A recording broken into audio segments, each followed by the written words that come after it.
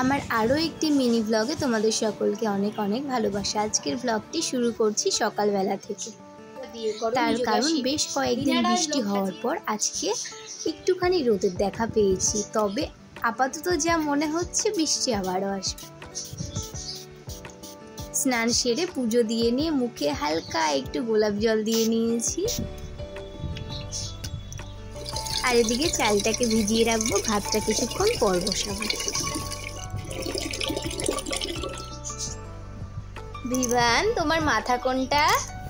হ্যাঁ, ওটা মাথা, জানি তো ওটা মাথা।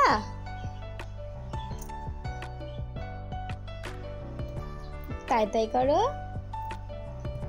তাই তাই তাই, এইটা এইটা।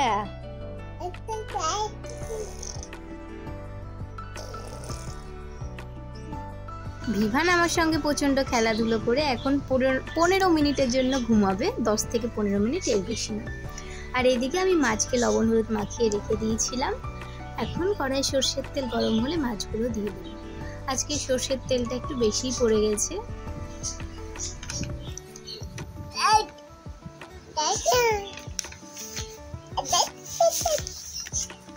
আমি এক এক করে সব মাছগুলো ভেজে, আজকে খুব সিম্পল রান্না, ভিভানের জন্য একটা মাছের তরকারি আর আমাদের জন্য একটা মাছের তরকারি। আমি ভিভানকে এখনো পর্যন্ত আলাদাভাবে মাছের ঝোল রান্না করে দিই, আমরা যেই খাবারটা খাই সেই খাবারটা দিই। এক এক করে সমস্ত মাছ ভেজে তুলে নেব। আর মাছটা হচ্ছে কাতলা মাছ, আমি এখানে সব মাছ এক একবারে হয়নি তো দুবারে ভেজে নিয়েছিলাম। এরপর আমি মাছের তরকারিটা রান্না বান্না করে গ্যাসটা মুছে নিয়েছি, আর এদিকে নারকেলটাও কুড়িয়ে নিয়েছি। তার কারণ আজকে বানাবো ঠেকুয়া। ঠেকুয়াটা আমার বেশ পছন্দের একটি খাবার, তবে সবসময় তো বানানো হয় না, যখন ঠেকুয়ার অকেশন আসে ঠিক ওই টাইমটাই হয়। তবে আজ ভেবেছি বানাবো। ঠেকুয়া বানানোর জন্য যা যা প্রয়োজন সব কিছু একসঙ্গে মেখে নিয়েছি। আটা নিয়েছি, তার সঙ্গে চিনি, নারকেল কোড়া, মৌরি, সুজি আর ঘি, সব কিছু ভালো করে ময়াম দিয়ে হালকা অল্প পরিমাণ জল দিয়ে একটা শক্ত একটা ডো বানিয়ে রেখে দেব। হ্যাঁ, তোমার ময়ামের ওপরই নির্ভর করছে যে ঠেকুয়াটা কতটা খাস্তা।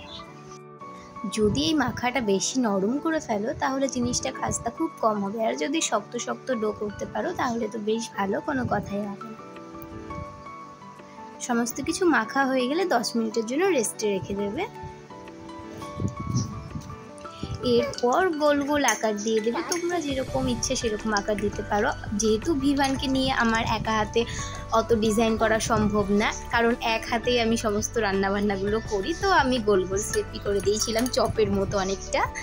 আর ওটা বসিয়ে দিয়ে তোমার বাড়ির বেশ অনেক কাজই হয়ে যাবে, তার কারণ হতে প্রচুর সময় লাগে, অন্তত 15 মিনিট করে লাগবে এক একটা ভাজার পেছনে। আর গ্যাসটা কিন্তু একদম লো টু মিডিয়ামে রাখবে।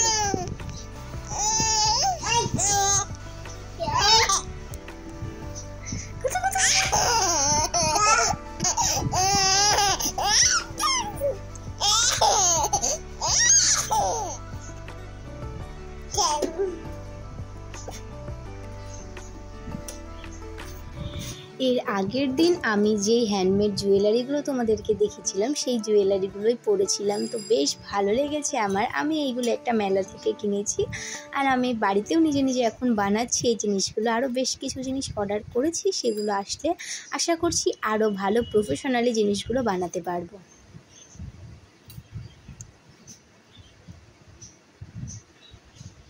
এই কুর্তিটা আমার বেশ পছন্দেরই একটা কুর্তি হয়ে গেছে, তবে এতদিন ছিল না, তার কারণ কুর্তিটা ঘরের একটা কোনায় পড়েছিল।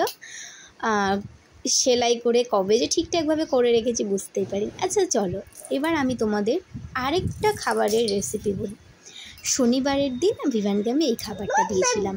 শনিবারের দিন যেহেতু আমাদের নিরামিষ খায়, তো ভিভানকেও আমরা নিরামিষ খাবারই খাওয়াই সেই দিন। তো আর ভিভানের ওয়েটটা একটু কমে গিয়েছে জ্বর হওয়ার পর, সেজন্য চেষ্টা করছি ওয়েটটা যাতে আবার ঠিকঠাক হয়। আর আমি এখন চেষ্টা করি সেই জন্য ভালো যেই খাবারে বেশি প্রোটিন আছে সেই ধরনের খাবার দেওয়া, যেমন গাজর, বিনস, কাঁকরোল। মিষ্টি আলুটা এখন পাওয়া যাচ্ছে না, সেই জন্য মিষ্টি আলুটা দিই না, তবে মিষ্টি আলু বাচ্চাদের জন্য সুপারফুড। প্রথমেই গাজর, বিনস এবং কাঁকরোলগুলো ভালো করে ভেজে নিয়ে ওর মধ্যে দিয়ে দিতে হবে যতটুকু চাল পরিমাণ বাচ্চা তোমার খাবে ততটুকু চাল দিয়ে দিতে হবে। আমি যতটুকু চাল দিয়েছি ততটুকুই যে ভিভান খাবে তবে তা কিনতে হয়। তবে আমি সবসময় চেষ্টা করি খাবার একটু বেশি রান্না করার ভিভানের জন্য, যাতে ওর পেটে খিদেটা না থাকে। আজকের ভিডিওটা তাহলে এখানেই শেষ করছি। দেখা হবে অন্য কোনো আরও ভালো ভিডিওতে।